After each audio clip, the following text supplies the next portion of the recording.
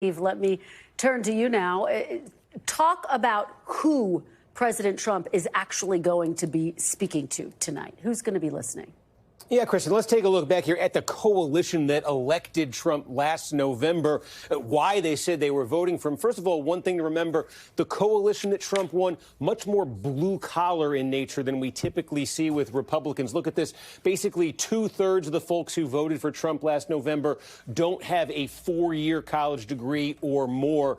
Typically, for Republicans in the past, this has been more like 50%. So much more blue-collar that way. How about income? Again, more than 60% of Trump voters on the lower side of the income scale you see in the exit polls, under $100,000 in income. Again, with Republican candidates in the past, it's sort of been the opposite of this is what we've seen. Also, Trump getting some first-time voters, some folks who hadn't previously voted Republican before. Again, a different kind of coalition in terms of where they thought the country was. The economy clearly was on their minds, and almost unanimous among Trump voters. They said the economy was not good or poor. This is in the exit poll as they voted last November. Strikingly, if you look at the number for Kamala Harris voters, they didn't agree. It wasn't like this at all. So it really was that sentiment that the economy, was in a very bad place, was really concentrated among Trump voters. And then you ask folks about their personal situation. Again, 3 out of 4 Trump voters said last November things had gotten worse for them over the previous 4 years. So now in terms of how they looked at that from a priority standpoint,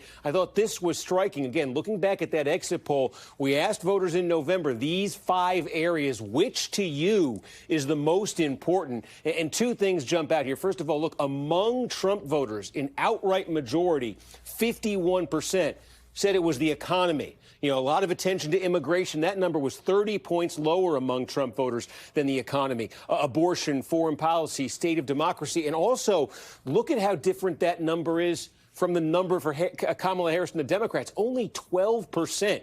Barely 1 in 10 of Kamala Harris's voters said the economy was the most important issue. So sentiments that the economy was in a bad place, that their personal situation, personal economic situation was in a worse place, and that the economy was the highest priority. You really, really saw that specifically among Republican voters, specifically among Trump voters. And just then in terms of what voters are expecting, those voters were expecting for Trump, you could just see it here. It was they liked the idea of change, asking what's the most important thing he could bring. It was change. And it was leadership. More than 8 in 10 Trump voters cited those 2 attributes, more than compassion, more than empathy, more than personal judgment. They wanted big change and strong leadership, they were saying. Boy, are those numbers stark, Steve, and certainly do make the point. We are about 6 weeks into the second Trump administration. What is the mood of the American people heading into tonight, Steve?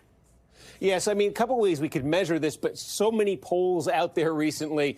Overall, if you average them all together, this is what Donald Trump's approval rating looks like coming into this speech. 47 approve, 49 disapprove. Historically, obviously, that's not a great number for a president, especially early on. But that's sort of the level that the area that Trump's been operating in during his first term, and we're starting to see it again now. In fact, in his first term, this would have been high for him in his first term. But again, it's not like he's breaking significant new ground here. Maybe there's an opportunity for him tonight to move those numbers a bit. And if you ask specifically about the economy, again, the numbers in his job approval right now look basically the same as his overall approval, though it is worth noting in his first term, Kristen, this question, his handling of the economy, was generally the biggest bright spot for Trump in polling. More people approved than disapproved in his first term. So far, not quite the case here in the second term. All right, well, we'll watch that number because we know that's going to be critical to how the American public views him moving forward. Steve Kornacki, as always, thank you so much. Great to see you. Thanks for watching. Stay updated about breaking news and top stories on the NBC News app or follow us on social media.